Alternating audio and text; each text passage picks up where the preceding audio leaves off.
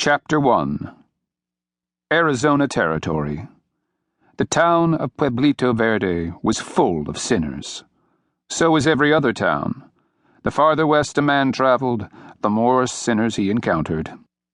When Paul Lester rode into town just over 3 years ago, he decided not to go any farther, so as to not lose the faith that had caused him to wrap the white collar around his neck, stand in front of a room of bored and beaming faces, and try to shed some light onto troubled lives.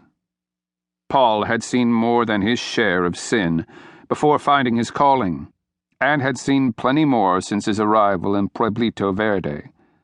Of course, what he saw in a town that small lay mostly on the tamer side of transgression. What lurked behind the preponderance of guilty faces in his congregation ranged from small acts of thievery to weaknesses of the flesh. While burdensome to the ones committing those acts and heartbreaking to the folks caught in the crossfire, they weren't the sort of things that had caused Paul to start his westward journey in the first place. They were common acts of poor judgment committed by otherwise good people, and that, more than anything else, was why he stayed in Pueblito Verde. Paul's faith gave him strength during a terrible ride through the desert, as well as the dangers he'd faced when he'd first struck out from Louisiana. When he'd first arrived in Pueblito Verde, he had a dusty hat in hand, a hunting rifle in the boot of his saddle, an old Colt strapped to his side, and a Bible in his pocket. The little town didn't even have a proper church at the time, so Paul had suggested they build one. It had taken several months, in which time he'd become a genuine member of a community composed mostly of retired ranchers, shopkeepers, and tin panners, but he'd finally convinced them to erect a little building devoted to devotion. It was one of the proudest moments in Paul's life. Even though the structure itself was smaller than a modest stable, it loomed like a monument thanks to the miles upon miles of empty desert behind it. And it was built on the western edge of town. Paul liked to think of it as the farthest he meant to go in that direction before planting any roots. Its steeple rose only slightly taller than the roof of a house with 2 floors, and its little bell tower was empty. Getting a bell to hang there was one battle Paul wasn't about to relinquish any time soon. Folks in town mostly kept to themselves.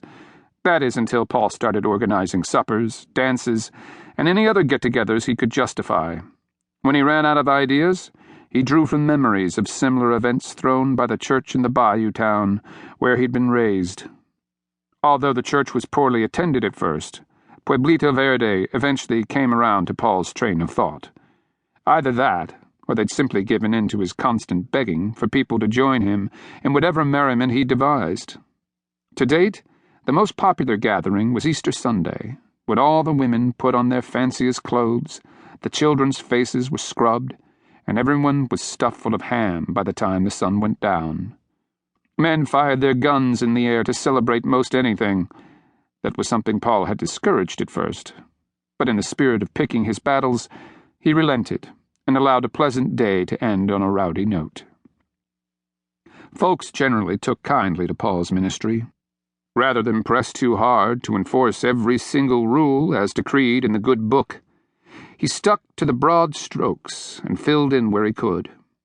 He'd learned long ago that dealing in generalities was the trick to preaching in the untamed West. With folks battling against hostile natives and even harsher elements, they generally did not want to hear about another set of rules imposed upon them. When a man's life was already close to unbearable, threatening his next life didn't hold much water. Paul did his best to put as many souls as he could on the proper road, and the ones who were open to learning the finer details would come to him for more. One of those was a man named Gar Kilner. Gar was a big man with a penchant for speaking endlessly, just to hear himself talk. Before Paul had come to town, he'd taken a stab at preaching the gospel, but his knowledge was limited to only the most basic of tenets. Only the most ignorant among Pueblito Verde's population bought any of what Gar was selling, and even that lasted only until that person was set straight by one of his neighbors. Gar had been resistant to accept Paul at first, but changed his tune in a turnaround that surprised even Paul himself. Once he admitted to knowing less than the new arrival in the white collar, Gar had become something of a